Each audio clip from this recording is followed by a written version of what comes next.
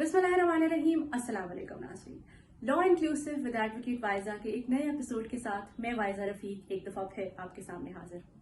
नाज़रीन, आज हम जिस टॉपिक पे बात करेंगे वो एक बहुत ही संगीन और बहुत हसास टॉपिक है। उस पे पाकिस्तान में कवानीन एग्जिस्ट करते हैं, उन कवानीन पर अमल दरामद करवाने के लिए इदारे भी मौजूद हैं और बहुत से ऐसे एडिशनल प्लेटफॉर्म्स हैं जो उस इशू पे काम कर रहे हैं, लेकिन इसके बावजूद भी हमें वो मसला हल होता नजर नहीं आता और हम एवरीडे बेसिस पे देखते हैं कि केसेस में इजाफा हो रहा है। मैं बात कर रही हूँ डोमेस्टिक वायलेंस यानी घरेलू तशद्दुद की। घरेलू तशद्दुद पाकिस्तान के कानून के मुताबिक किसी भी सूरत में हो, चाहे वो जिस्मानी हो, चाहे वो माली हो, चाहे जिनसी हो, चाहे नफ्सियाती हो, वो प्रोहिबिटेड है। अगर हम बात करें कि इस पे इदारे क्या काम कर रहे हैं और कानून में किस तरह से इसको देखा गया है, तो उस पे हमें बहुत डिटेल्ड लेजिस्लेशन मिलती है। मैं बात करूं अगर Punjab commission on status for women की, तो उन्होंने अपनी स्पेशल एक हेल्पलाइन लॉन्च की है। 1043 वो हेल्पलाइन है, which is the toll free helpline. मैंने लिंक जो है वो हमारी टीम डिस्क्रिप्शन में अटैच कर देगी। आप इस हेल्पलाइन पे कॉल करके किसी भी वक्त, ये 24/7 अवेलेबल होती है, आप किसी भी वक्त डोमेस्टिक वायलेंस का कोई केस है अगर, या अदरवाइज भी कोई वायलेंस का केस है, violence against women, gender based violence, तो आप उस पर रिपोर्ट कर सकते हैं। यहाँ पे आपको जो रेमेडीज अवेलेबल हैं या जो आपकी दादरसी की जाती है, उसमें लीगल एडवाइस है, उसमें नफ्सियाती असिस्टेंस है। अगर आपको साइकोलॉजिकल साइको सोशल असिस्टेंस चाहिए तो उस पर आपको सपोर्ट किया जाता है और शेल्टर होम्स की तरफ भी आपको डायरेक्ट किया जाता है। शेल्टर होम्स में एक बहुत ही अच्छी मिसाल जिसको मेरा ख्याल है इस वक्त बात करना उस पर ज़रूरी है, वो है वायलेंस अगेंस्ट वुमेन सेंटर जो मुल्तान में कायम किया गया है। उसके तहत बहुत ही वेल एस्टैब्लिश्ड शेल्टर होम्स जो हैं वो काम कर रहे हैं। उसमें अगेन वही फैसिलिटीज़ जो मैंने अभी बताई हैं, ऐसे फैसिलिटीज़ अवेलेबल हैं। उसमें रिहैबिलिटेशन, स्किल बिल्डिंग पे काम होता है, उसमें आपको ट्रेनिंग दी जाती है, उसमें फ्री लीगल एड की ऑप्शन भी मौजूद है। अगर कोई सर्वाइवर्स ऐसे हैं जिनको लीगल असिस्टेंस चाहिए तो वो फैसिलिटी भी मौजूद है। They have a pool of lawyers जो असिस्ट करने के लिए सर्वाइवर्स को हर वक्त मौजूद होता है। इसी तरह से साइकोलॉजिकल असिस्टेंस भी प्रोवाइड की जाती है। बाकी सूबों में भी डिफरेंट जो कमीशंस हैं ऑन स्टेटस ऑफ वुमेन, वो डोमेस्टिक वायलेंस पे पर्टिकुलरली काफी काम कर रहे हैं। अब तो 2022 से बलूचिस्तान में भी commission on status for women establish किया जा चुका है और वहां पे इनिशिएट हो गई हैं proceedings with respect to improving the status of women in the province. जहां तक बात की जाए अदालतों की और कोर्ट्स की, तो उस हवाले से ये बात नाज़रीन को बताना ज़रूरी है कि वायलेंस अगेंस्ट वुमेन या डोमेस्टिक वायलेंस की अगर हम बात करें तो डोमेस्टिक वायलेंस पे आप शिकायत डायरेक्ट कोर्ट में भी सबमिट करवा सकते हैं या आप किसी इदारे के थ्रू, जैसे हमने PCSW का जिक्र किया था, उस इदारे के थ्रू भी आप अपनी कंप्लेंट जो है वो लॉन्च कर सकते हैं। कोई भी एग्रीव्ड पर्सन डायरेक्टली कोर्ट में भी कंप्लेंट फाइल कर सकता है या कर सकती है।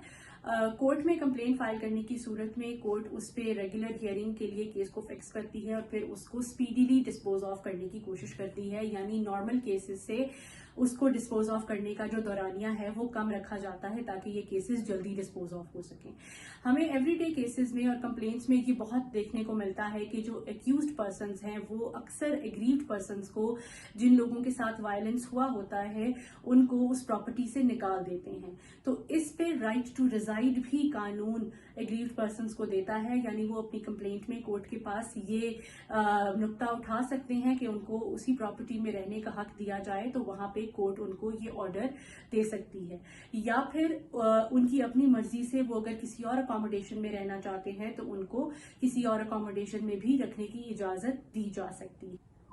नॉर्मली जब कोर्ट में कंप्लेंट फाइल की जाती है तो उस कंप्लेंट के तहत कोर्ट 3 तरह के ऑर्डर्स कर सकती है। एक प्रोटेक्शन ऑर्डर, दूसरा मॉनेटरी ऑर्डर और तीसरा रेजिडेंस ऑर्डर।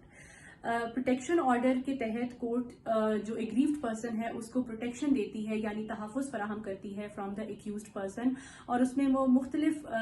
کنڈیشنز اور مختلف ٹرمز ڈال سکتی ہے، جیسے کہ جو ایکیوز پرسن ہے وہ ایگریوڈ پرسن سے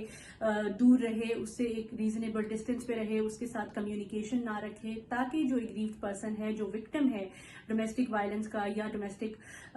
وائلنس سے جن کو نقصان پہنچا ہے، ان کو فردر ہارم نہ ہو سکے۔ اگر ہم بات کریں مانیٹری آرڈر کی، تو اس کیس میں کورٹ جو ہے وہ depending upon the nature of the case اور نوعیت کو اور ایویڈنس کو دیکھتے ہوئے court compensation in terms of money بھی آرڈر کر سکتی ہے، کہ اگر کوئی ہیلتھ یا فائنینشیل نقصان ہوا ہے، یا اگر سچویشن اس طرح کی ہے جہاں پہ